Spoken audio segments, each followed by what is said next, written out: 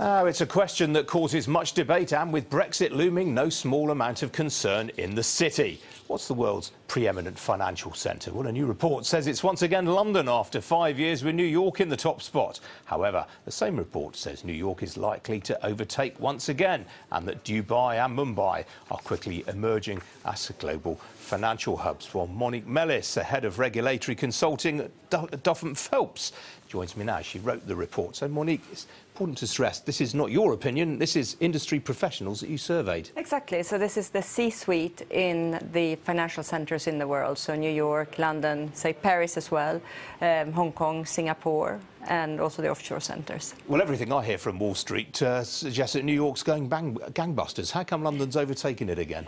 I think that Brexit has provided the backdrop to this. I think that it's an increased focus on London. I think we don't want to let go of something that is quite good, and I think that the C-suite realises that. I think it's underpinned by the good infrastructure that we have in the UK. We have a tried and tested legal system, we have good disputes resolution, we have a very favourable environment for mergers, takeovers and acquisitions, we understand liquidations, and bankruptcy laws are good in the UK. That's a really interesting point. You're saying that Brexit has actually focused people's minds on the strengths of the city. Yes, yeah, I really think so. I also think it's a good place to live. I think people speak English here. I'm a foreigner, and it's a good sector, and it's been good for the UK, and I think it will continue to be so. So why do people think that New York is eventually going to take the #1 spot again? Risk of taxation.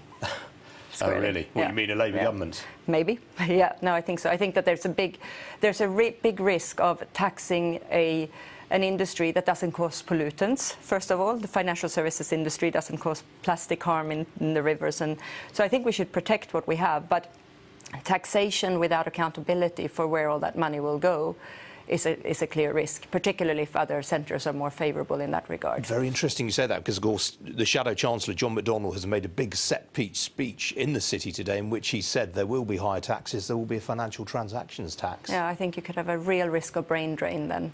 And I'm not in favour of that at all. I'm in favour of protecting what we have and realising how much money the city generates for the country. You touched just now on regulatory strength. I mean, there's been an awful lot more regulation of financial services since the crisis. Yeah. You clearly think that we're doing it better in the UK than in other markets? I think we understand the regulator here. I think the regulator is transparent. I think they speak in plain English. I think they have a track record of good implementation of regulation. They take action when they have to, and I think that the industry understand what they're playing with. What about some of these emerging financial centres and the likes of Dubai and Mumbai? Well, you don't know, so that's the challenge there. We don't know how those regulators act and how they will evolve in the area of very complex regulation. So knowing what you're playing with is much better than something that is emerging that you don't know.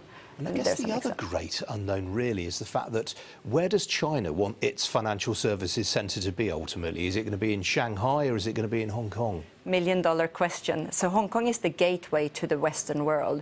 Hong Kong has shown that it has the prevailing standards of governance and it interacts very well with the other regulator.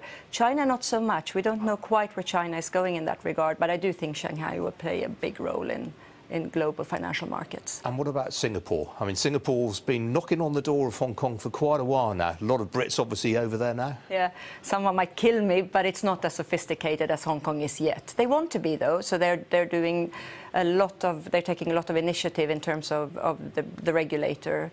Hong Kong has a much more tried and tested track record in this regard. It's much more of a party city as well, isn't it, I guess? Yeah, it's a fun place to be, that's for sure. All right, yeah. Monique Melis from Duff and Phelps, great to see you. Thank you for joining me. Thank you.